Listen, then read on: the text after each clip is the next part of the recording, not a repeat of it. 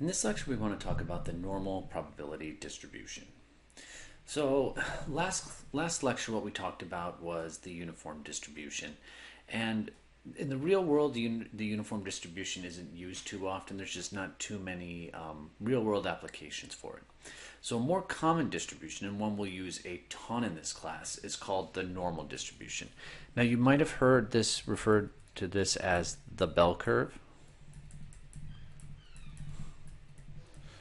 So you would have seen it and it would have looked something like this. All right.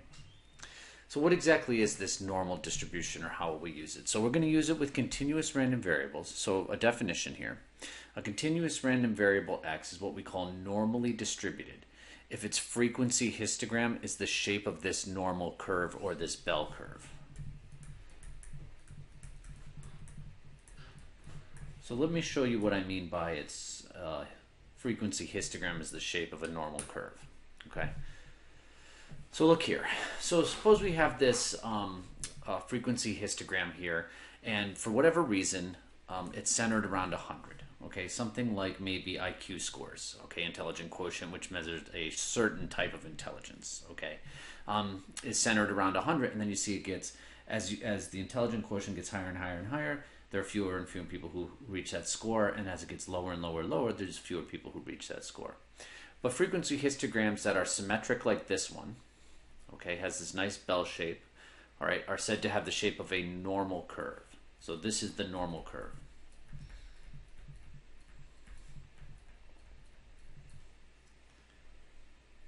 All right, so a random variable, when a random variable is normally distributed, we can model the variable using what we call the normal density curve. Okay, and this is that bell-shaped curve.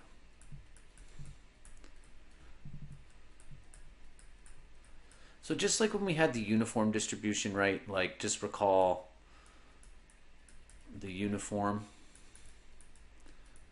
right? The uniform distribution had a density curve that looked like this, okay?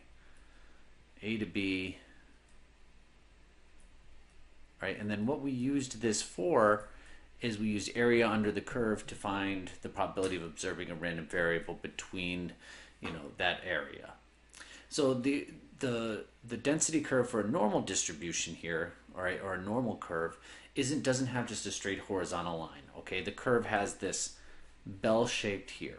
Okay, so we're going to use it the same way, roughly. Okay, we're going to find area under the curve between two values, but it's not going to be a nice, neat rectangle.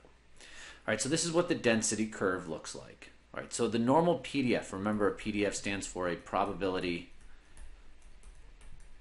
density function. All right, so we had the equation for the uniform distribution. Okay, for a uniform it was something that looked like this. It was very simple, right, for the uniform.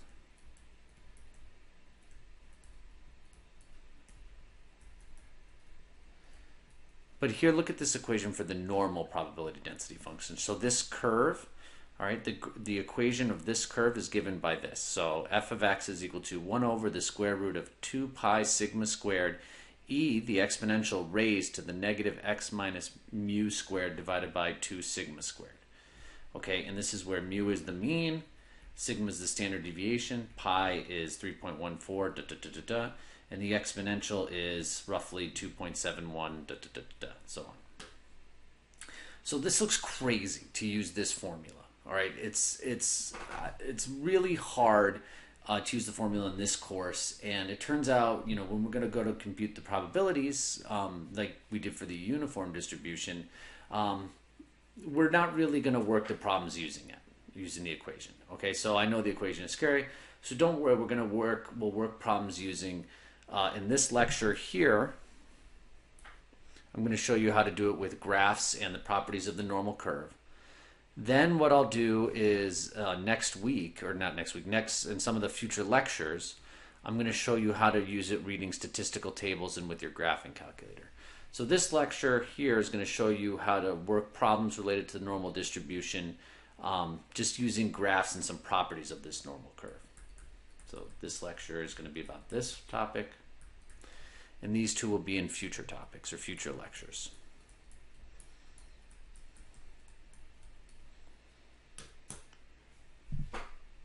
All right, so let me go through the properties of the normal curve.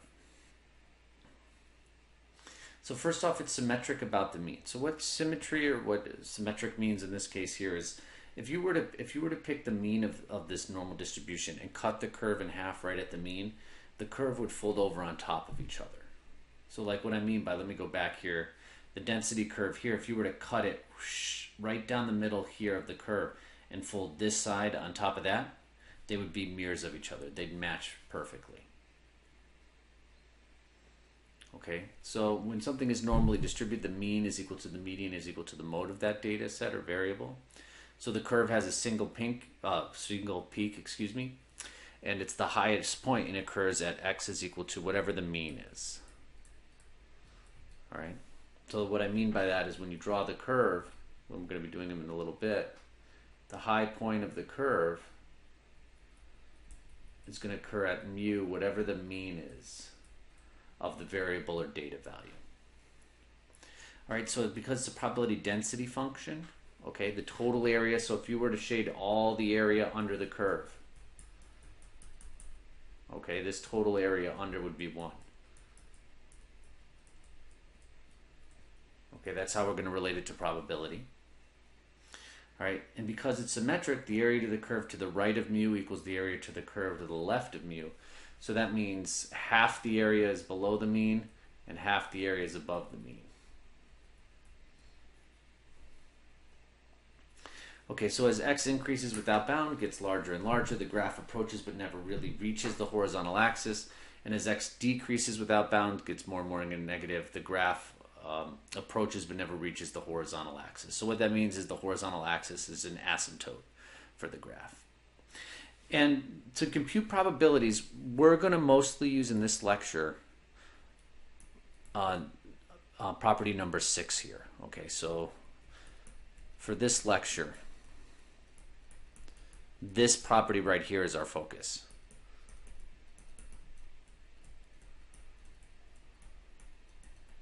Okay, and it's the empirical rule. And I've actually talked about the empirical rule many, many lectures ago.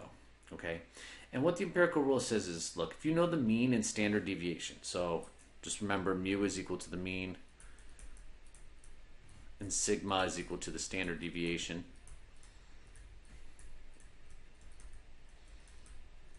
%68 of the area under the normal curve is between, if you take the mean and subtract a standard deviation, and you take the mean and add a standard deviation.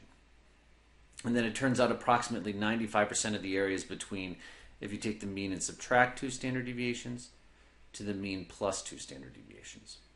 And then you can go out even further, okay? Approximately 99.7% of the area is between the mean minus 3 standard deviations and the mean plus 3 standard deviations. All right, and so what I'm going to show you on the next slide here is a graphic that it just takes this empirical rule and puts it in a nice consumable slide or nice consumable graphic for you. All right, so remember here, so the mean mu, all right, is the high point of the graph. And what this is saying is if you go 1 standard deviation on each side, okay, 34% of the area, or 68% is from the mean minus a standard deviation to the mean plus a standard deviation. But because it's symmetric, that means 34% from here to here and 34% from the mean to 1 standard deviation. Now you can change these percentages to proportions to compute probabilities.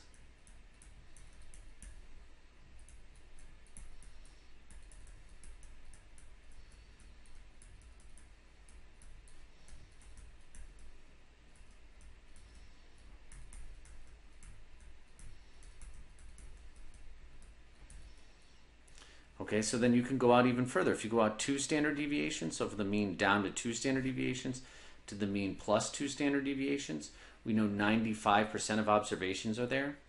So 95% cut in half would be 47.5. So the 34% plus 13.5% from here to here would be 47.5%. And it's the same thing on the other side. And again, you can go out even further, 3 standard deviations out, on both sides, you get 99.7% of observations. Okay, let me talk about different slight differences in normal curves and what they look like. So this first graph here, what you notice is one curve has a mean of 0 and standard deviation of 1. This curve, this blue curve here, has a mean of 3 and standard deviation of 1. The curves look identical, they're just centered differently. Like this one is centered at 0 and this one is centered at 3. Now here I have a normal curve, mean 0 and standard deviation 1. Look, you see it's this nice big smooth curve here. And then I have this blue curve, this blue normal curve with the mean of 0, so it's still centered at 0. But notice how the standard deviation is 2, and the curve, while it still has the bell shape, now it's a little bit flatter and wider. Okay? So the standard deviation will either stretch or shrink the curve, and the mean will tell you where the curve is centered along the horizontal axis. Okay, let's do an example, all right, of how we're going to use this. So, if you think back to the uniform distribution stuff, what we did is we computed probabilities. Okay, I asked you a probability question. So that's basically what we're going to do here. All right, so here's the first example. Suppose talk time. So what talk time is if you were to charge your phone to 100% and call somebody. Talk time is how long you could talk to them nonstop until your phone dies. Okay, so the talk time on the iPhone 10 is normally distributed. So what we're saying here is, not every iPhone 10 has the exact same talk time, so that talk time is going to vary. And it's going to vary in such a way that it's normally distributed. So with a mean of 20 hours, so the average talk time is 20 hours, and the standard deviation is 5 hours. So in sigma is 5 hours. Suppose an iPhone 10 is selected at random and its talk time is recorded. So I'm going to take somebody's iPhone 10 and I'm going to record its talk time. So I'm going to define this variable. Okay, so the reason x is a random variable here is when you select somebody's talk time, or when you select somebody's iPhone and record their talk time, okay, this talk time you get, it's a random variable. A random variable, a random outcome here. You don't know the talk time, okay, that you're going to get on that phone. So I'm going to define the random variable. So I'm going to let x be equal to the talk time on a randomly selected iPhone 10.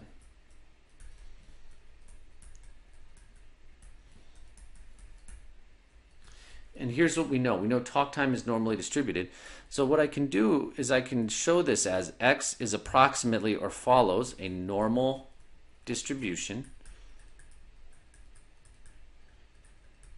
So that's what this squiggly line means in statistics. Mu is equal to the mean, which is equal to 20 hours for the talk time. And sigma is equal to the standard deviation,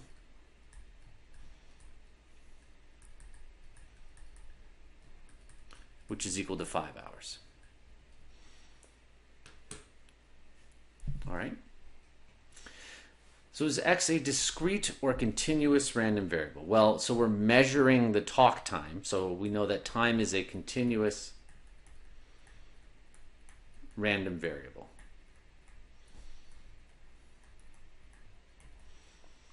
All right, now sketch the density curve for the random variable x. Okay, so now we know x is normally distributed. So just going back, that means this is what its density curve is going to look like. It's going to look like the bell curve, and it's going to be centered at the mean. And then what I'm also going to do is I'm going to count off 3 standard deviations below and 3 standard deviations above the mean.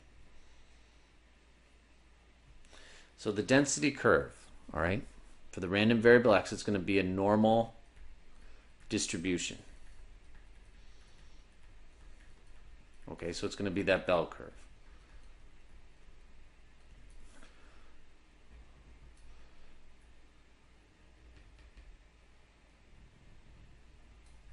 And it's centered at the mean, so the high point of the graph is going to be 20 hours.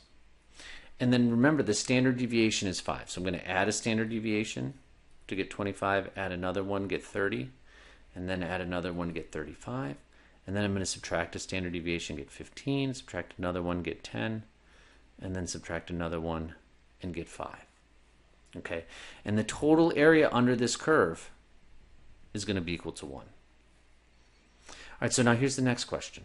All right, what is the probability the talk time for randomly selected iPhone 10 is between 10 hours and 25 hours? So just remember, okay, the random variable is x here. It's the talk time. So I want to find the probability that my talk time, x, is between 10 hours and 25 hours.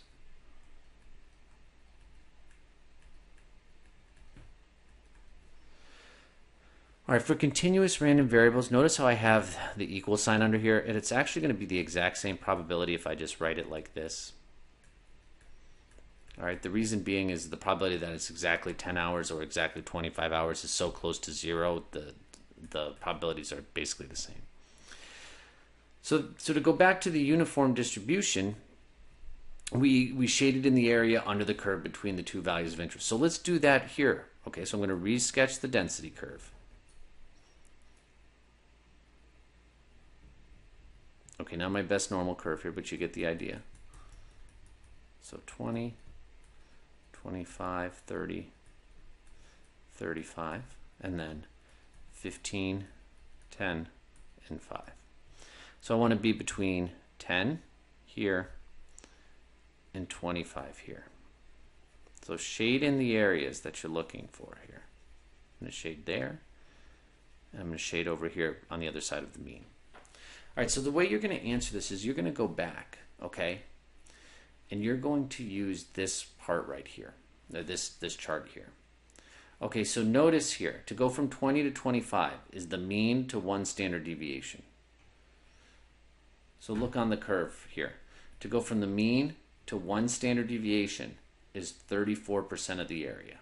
Well, 34% of 1, this part right here is 0.34. Now I'm going to go from 20 to 10, so that's 2 standard deviations. So I'm going to start at the mean and go 2 standard deviations. Well, that's 34% plus 13.5%. Okay, so that's 47.5%. So this part right here is 0.4, going back, sorry, 75.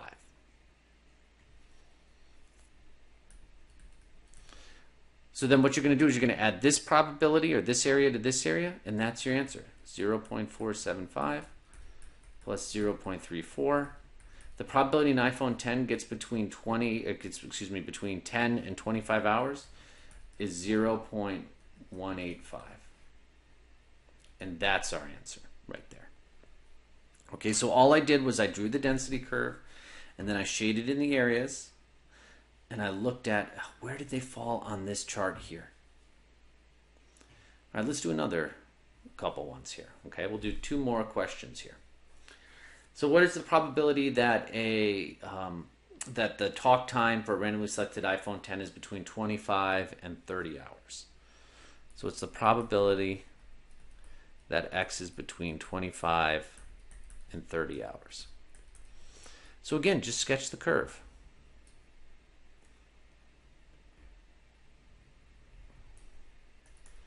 So it's centered at 20, 25, 30, 35, 15, 10, and 5. And I want to be, look here, between 25 and 30.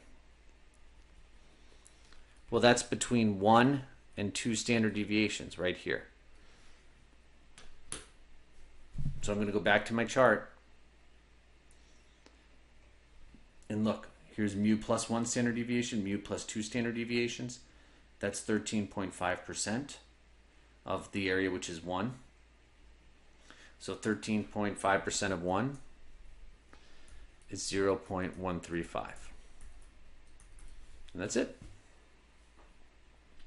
All right, now let's try this one. What is the probability the talk time for a randomly selected iPhone 10 is more than 25 hours? So it's the probability that x is greater than 25.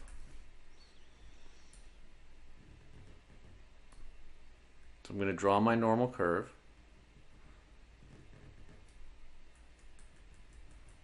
It's centered at 20. I'm going to go count off my standard deviations like I've been doing. So I'm going to go to 25 right here. And I'm going to shade everything to the right because I want to be more than. And you're not going to stop at 35, right? You're going to keep going because you can be past 35 hours. Okay, it doesn't stop at 3 standard deviations. Okay, so you can keep going. So it's all that area there. Okay, so you have to figure out how to solve this one. All right, it's a little bit difficult. The first thing you're going to do is you're going to say, okay, well, 20 to 25, right? 20 to 25 is 1 standard deviation. So I would go here, the mean to 1 standard deviation is 34%. Okay, let me just say, it would be incorrect to just add this and this because you would miss this little tail area here. So you're going to go 34%. So that means from 20 to 25, this unshaded area is 0.34. Okay, well remember, the total area to the right is 1/2 or 0.50. Okay, but I'm not interested in, or I don't care about this 0.34 here. So if I don't care about it or I don't need it, I'm going to take it away. So 0.50 minus 0.35 is 0.16. And that's how you tackle that problem. All right, class, I'm going to follow this up with another lecture where I'm just going to do more examples of this normal curve stuff so that it hits home and makes more sense.